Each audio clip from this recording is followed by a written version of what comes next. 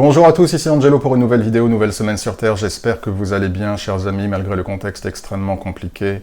Avant de commencer cette vidéo, je vais mettre cependant le chrono pour ceux qui souhaitent sauter cette petite intro et directement commencer la vidéo. Et pour ceux qui sont intéressés par l'intro, tout d'abord je tiens à saluer un auditeur qui s'appelle Simon, qui m'a envoyé un email en m'indiquant, voilà, je vais mettre l'email sur l'écran. Je pense que vu la teneur de l'email, il ne sera pas opposé à ce que je le partage avec vous. Donc je mets l'email sur l'écran, je vous invite éventuellement à pauser la vidéo pour avoir le temps de lire l'email, et je vous reprends dans quelques instants. Donc, cher Simon, tout d'abord, merci beaucoup pour votre message. Je suis ravi que le travail que je partage avec cœur sur ma chaîne YouTube ait pu vous aider et puisse vous aider dans votre vie. Et bien évidemment, c'est avec grand plaisir que du coup, je fais état de vous et de votre chaîne, puisqu'effectivement, Simon est un musicien professionnel. Nous savons que pour les musiciens, ce n'est pas toujours facile. J'ai été voir la chaîne de Simon. Alors, il n'y a pas beaucoup de vidéos, mais j'ai pris le temps d'écouter. J'ai vraiment trouvé ça intéressant. C'est la raison pour laquelle aussi je me permets d'en parler. J'ai beaucoup aimé Bagatelle et Solitude, par exemple, particulièrement. Donc je vous invite, chers amis, voilà, si vous souhaitez donner un petit coup de pouce, n'hésitez pas à aller sur la chaîne YouTube de Simon Gladu, abonnez-vous à la chaîne, vous pouvez écouter quelques vidéos. Je suis sûr que avoir quelques abonnés de plus lui fera plaisir. Voilà, cher Simon. Que Dieu vous bénisse, merci encore pour votre message, et merci pour le morceau Séraphin que j'ai beaucoup aimé, et que vous devriez d'ailleurs mettre sur votre chaîne.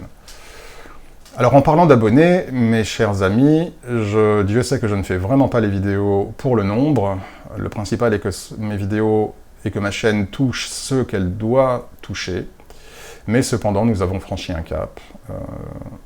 Puisque l'autre jour, en me connectant, par définition, le tableau de bord apparaît. Et donc j'ai vu que nous avons dépassé les 20 000 abonnés. Je tiens à vous dire merci à tous, vraiment, de votre présence, de votre confiance, de vos commentaires, de votre... attention, je ne dirai jamais assez que cette chaîne, c'est grâce à vous qu'elle existe, et je tiens vraiment à vous remercier, chers amis, de votre présence dans cette aventure humaine que nous partageons ensemble. Concernant le titre de la vidéo, j'ai souhaité partager une anecdote avec vous, puisque lorsque j'ai fait une vidéo la semaine dernière pour Joshua, la volée, un vendredi soir, tard, heure américaine, je vous indiquais que le lendemain, j'allais être occupé puisque j'allais aller dans un temple. Pour faire l'histoire courte, je travaille avec plusieurs temples aux États-Unis, dont celui qui m'a contacté pour me demander si je voulais bien participer à leur salon spirituel. Ce temple est le premier qui m'a ouvert les bras et je ne l'oublierai jamais. J'ai donc une gratitude éternelle envers ce temple. Il s'avère cependant qu'au fur et à mesure des années, je me suis rendu compte qu'il était extrêmement compliqué de travailler avec ce temple. J'ai proposé mes services de conférencier, j'ai souhaité faire plus de choses dans ce temple, et bon, personne ne m'a rappelé, les choses sont un peu compliquées, donc finalement, les liens se sont quelque peu distendus, et je n'ai vraiment plus eu de nouvelles pendant un certain temps. Qui plus est, je sais que certains, je dis bien certains, pas tous, mais certains membres de ce temple ne me voient pas forcément du meilleur regard, puisque pour eux, je suis probablement trop christique, et que ce temple est plus, on va dire, généraliste, New Age. Donc ceci faisant, j'ai concentré mon activité aux États-Unis avec d'autres temples, un autre en particulier, mais c'est vrai que celui-ci n'a pas manifesté, on va dire, un intérêt, une constance en ce qui me concerne. Donc tout ça pour vous dire que lorsque le révérend m'a contacté pour me demander, quelques semaines avant l'événement psychique, le salon spirituel, pour me demander si je voulais bien y participer, salon spirituel qui consiste à ce que plusieurs spiritualistes soient présents, de disciplines différentes, et les gens qui souhaitent recevoir messages et guidances viennent. Les sessions sont des sessions individuelles, donc les gens s'asseyent pour une durée de 15 minutes. Voilà. Et donc c'est un salon qui dure entre 10h et 14h45, 10h du matin et 14h45. Donc lorsque le révérend, la révérende en l'occurrence, m'a demandé si je souhaitais participer, mon premier réflexe était de me dire je vais poliment décliner, mais je ne vais pas y aller. D'une part parce que cela me prend beaucoup de temps dans une journée qui est probablement la journée la plus riche spirituellement pour moi, qui est le samedi, où j'ai le plus de prières et où ma routine spirituelle est la plus chargée, et qui plus est, effectivement, Imaginez tout simplement, voilà, si un très bon ami vous demande de l'aider, vous allez le faire avec joie. Si c'est une personne qui se manifeste une fois tous les 6 mois et qui vous appelle que pour vous demander quelque chose et que ce jour-là il vous demande de l'aider à déménager, peut-être que vous aurez un peu moins envie. Voilà, vous comprenez un peu l'idée. Donc mon premier réflexe c'était de me dire non, je ne vais pas y aller. Et finalement je me suis ravisé. Je me suis ravisé et j'ai décidé d'y aller non pas pour le temple, mais j'ai décidé d'y aller pour chaque personne qui s'asserrait en face de moi. Et j'ai eu une petite conversation avec le Christ en disant « Seigneur Jésus, ce n'est pas pour moi que je vais dans ce temple. Si je m'écoutais, et pour l'historique, du fait de l'historique que j'ai avec ce temple, je n'irai pas. Mais je sais que si tu as mis cette opportunité sur mon chemin, c'est que tu souhaites que je te serve. Et que plus encore, tu sauras mettre ceux que tu veux que j'assiste sur mon chemin durant cet événement. Aussi, Seigneur Jésus-Christ, même si je ne souhaite pas humainement y aller, spirituellement et parce que je suis un conduit de ta lumière et que je me dois de te servir à chaque instant de ma vie, sache que j'ai décidé d'y aller. Et effectivement, je suis ravi d'avoir pu aller à ce temple, tout s'est effectivement et bien sûr très bien passé, et j'ai pu assister de manière significative, au nom de Dieu bien sûr, tout le crédit revient à Dieu, j'ai pu assister, et pas à moi, j'ai pu assister des personnes qui étaient dans des situations extrêmement compliquées. Extrêmement compliquées. Donc, pourquoi est-ce que je vous parle de ça? Parce que, il faut bien comprendre une chose, la voie du mal est la voie de l'ego. C'est moi, moi, moi, moi, moi. Ce que je veux, moi. Comment je me sens, moi. Mes émotions à moi. Ma sensibilité à moi. Ça, c'est la voie du mal. Et que nous voyons se développer au gré de différents mouvements qui touchent le monde. La voie de Dieu est une voie complètement... c'est la voie du, comme on le dit en anglais, du selfless. Ça veut dire sans le soi. On s'en fiche de vous. Si vous servez Dieu, on s'en fiche de vous. On s'en fiche d'Angelo. C'est pas ce qu'Angelo il veut. C'est pas ce qu'Angelo il pense. D'ailleurs, lorsque vous récitez le Notre Père, pour ceux qui le font, vous dites bien au Père que ta volonté soit faite. Et j'en parle dans mon livre sur la prière. Pour ceux que ça intéresse, qui sont intéressés pour étudier davantage, on va dire, l'art de la prière, la technique de la prière, je vous invite à regarder sur mon site ou sur Amazon. Donc, lorsque vous servez Dieu, lorsque vous avez décidé, quand vous avez acquis une ouverture spirituelle suffisante pour prendre conscience de votre rôle sur Terre, des enjeux en termes d'énergie et des forces qui se battent, et du chemin que vous souhaitez emprunter, et si vous décidez d'emprunter le chemin de Dieu, et c'est évidemment le chemin que je vous invite à suivre, il ne s'agit plus de vous. Il s'agit de vous en tant que conduit de la lumière de Dieu. Il s'agit de vous en tant qu'être opérationnel à chaque instant possible pour diffuser la lumière de Dieu. Même si cela signifie faire des choses, voir des gens, parler à des gens, effectuer des actions que votre part humaine ne voudrait pas. Soit par fainéantise, soit par procrastination, soit, comme dans le cas dont je viens de vous parler, par, non pas inimitié, parce que le terme serait trop fort, mais par manque d'accointance.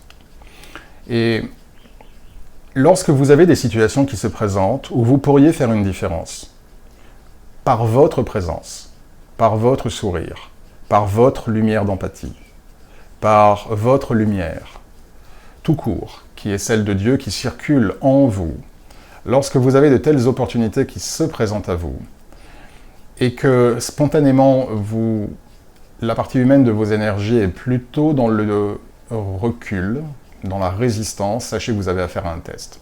Exactement comme cela m'est arrivé, car nous sommes tous, moi inclus, je ne suis pas au-dessus de vous, je ne suis pas au-dessus du lot. Je suis un être humain comme vous. Nous sommes tous, moi inclus, soumis à ces tests. Bien évidemment, si vous échouez, si je puis dire, si vous ne passez pas avec succès, je préfère ce terme, si vous ne passez pas avec succès ce test, Dieu, au travers de ses anges, va effectuer un reset de ce test qui se reproduira dans votre vie plus tard. Donc vous aurez l'occasion de pouvoir repasser ce test, cette fois, je l'espère, avec succès. En revanche, il est important de garder à l'esprit que la voix du Christ, la voix de Dieu, est une voix qui est ouverte sur les autres.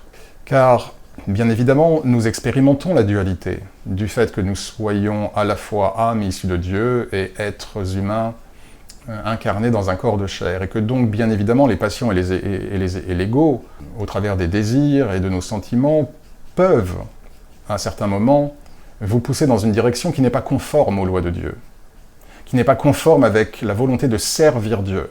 Comprenez bien une chose, chers amis, j'avais fait une vidéo, il y a quelques années, qui s'appelle « Voulez-vous être un conduit de la lumière de Dieu ?» quelque chose comme ça. J'essaierai de la retrouver et je la mettrai en vignette de fin, pour ceux qui ne l'ont pas vue.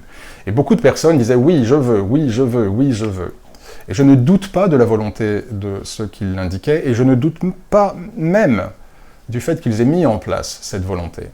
Mais sans parler des personnes qui avaient commenté la vidéo, je tiens à dire que beaucoup de gens pourraient être dans l'imaginaire, ou on va dire d'un point de vue théorique, dire « Mais bien sûr, je veux servir Dieu, ce monde est horrible, on voit les guerres, le mal, je veux servir Dieu, je veux servir la lumière. » Mais que cela soit plus que des mots. Vous devez comprendre qu'à partir du moment où vous établissez un contrat, un pacte spirituel, un pacte d'amour, un pacte de vénération avec Dieu, en lui disant « je souhaite te servir, je souhaite être un conduit de ta lumière divine », vous lui donnez à Dieu et au Christ et à ses anges, vous leur donnez votre autorisation pour qu'ils vous utilisent comme conduit de la lumière de Dieu. Ce qui veut dire que c'est comme un réserviste. Le réserviste, il est OK pour servir, mais si on l'appelle, il ne peut pas dire « j'ai piscine ». Il doit y aller. C'est la meilleure image que je puisse utiliser pour vous faire comprendre la chose. Donc, vouloir être un conduit de la lumière divine est quelque chose qui doit bien être entendu et compris, et assumé. Parce que cela signifie que vous ne pouvez pas ou plus vivre simplement à l'aune de ce que vous voulez, à l'aune de vos sentiments, à l'aune de vos désirs et de vos envies. Cela signifie que vous devez vous effacer au profit de Dieu. Et plus vous vous effacez au profit de Dieu, plus votre lumière spirituelle augmente, plus votre pouvoir spirituel augmente, qui est évidemment issu de Dieu, ce n'est pas votre pouvoir, une fois de plus, ne tombons pas dans l'ego, mais plus votre pouvoir spirituel augmente, plus vous parvenez à obtenir la confiance de Dieu, car nous avons ipso facto l'amour de Dieu, bien évidemment, cela est acquis. Mais la confiance de Dieu est quelque chose qui s'acquiert au travers des incarnations successives. Vous n'avez pas la confiance de Dieu automatiquement. Vous avez l'amour de Dieu, vous avez l'amour du Christ. Mais vous n'avez pas la confiance de Dieu. Dieu va évaluer, va regarder comment vous vous comportez en tant qu'un de ses enfants. Et au regard des choix que vous faites, des actions qui sont les vôtres, des paroles que vous prononcez, des pensées qui sont dans votre tête, il saura exactement si vous vous placez dans la droite ligne de ces lois, si vous êtes sincère dans votre souhait de vous rapprocher de lui. Il ne vous punira pas si ce n'est pas le cas. Mais il ne vous donnera pas tout ce qu'il pourrait vous donner à faire dans ce monde. Donc, si en revanche, vous affirmez à Dieu, vous connaissez la fameuse phrase, les paroles, mais ce qui compte, ce sont les actes. Donc, si vous affirmez à Dieu votre allégeance, votre vénération, votre amour, votre attachement, et la volonté de le représenter, d'être une de ses lumières sur Terre, il va commencer à mettre des petits tests. Il va commencer à voir comment vous vous comportez. Si ce sont plus que des paroles, si vraiment il peut vous faire confiance. Et s'il voit qu'il vous envoie un test et que vous le passez, il va commencer à envoyer davantage de lumière en vous. Et les esprits divins vont commencer à s'intéresser un petit peu plus à vous. Parce qu'au fur et à mesure que vous passerez ces tests, votre aura, votre énergie, votre lumière commencera à s'aligner à celle de Dieu. Et donc vous commencerez à briller davantage. Et parce que vous brillerez davantage, vous commencerez à éveiller l'intérêt et l'attention des saints et des anges, qui dès lors répondront à votre appel dès que vous les appellerez. Et Dieu ensuite continuera à vous envoyer d'autres tests, et puis un autre, et puis un autre. Ces tests ne s'arrêteront jamais. Mais à partir du moment où Dieu verra que vous pouvez conduire votre voiture à 30 km/h sans accident, il débridera la voiture pour que vous puissiez rouler à 50 sans accident. Et puis, au bout d'un moment, en voyant que vous pouvez conduire la voiture à 50, que vous pouvez maintenir le rythme, la pression, la charge, la vitesse, si vous préférez, il vous permettra de rouler à 80, et puis à 100, et puis à 120, et puis à 140. Et c'est ainsi que l'on construit sa lumière spirituelle, sa proximité avec Dieu, et le pouvoir issu de Dieu en tant que conduit de sa lumière que nous pouvons avoir sur Terre. Donc, pour terminer, ayez conscience de cela pour pouvoir vraiment faire le choix de manière éclairée, Posez-vous la question, suis-je vraiment prêt à servir Dieu avec tout ce que cela implique? Qu'il ne s'agira pas toujours de mon désir. Parfois, votre désir et votre envie seront en ligne avec celle de Dieu, donc il n'y aura pas de problème. Mais qu'il y ait des moments où Dieu vous testera, où Dieu aura besoin de vous, de la même manière que Dieu avait besoin que je sois dans ce temple, ce jour-là, où Dieu aura besoin de vous et que peut-être, pour telle ou telle occasion, vous n'en aurez peut-être pas envie. Mais ayez conscience de cela, justement pour qu'une fois passée la réaction de votre partie humaine, ce soit votre partie divine qui vous parle, et qui vous dise non, cette occasion, cet événement est envoyé par Dieu, parce que tu peux faire une différence. Même si tu n'as pas envie d'y aller, même si tu n'as pas envie de le faire. Et ce sont dans ces petits tests-là, pas si petits que ça d'ailleurs, que vous construirez votre spiritualité, que vous allégerez votre karma et rétablirez toutes les lignes karmiques, et que vous vous ménagerez non seulement l'amour, mais la confiance de Dieu. Et si vous avez l'amour et la confiance de Dieu, vous avez sa protection en surplus, et celle de ses serviteurs. Voilà, chers amis, j'en reste là pour l'heure. Je pourrais encore continuer, mais la vidéo fait déjà plus de 16 minutes, donc je vais en rester là. J'espère en tout cas qu'elle vous donnera à réfléchir et qu'elle vous permettra de l'appliquer ou de l'appliquer plus souvent dans votre vie. Je vous souhaite une excellente semaine. Prenez soin de vous, de ceux que vous aimez et qui vous aiment. Et en attendant la prochaine vidéo, que Dieu vous bénisse.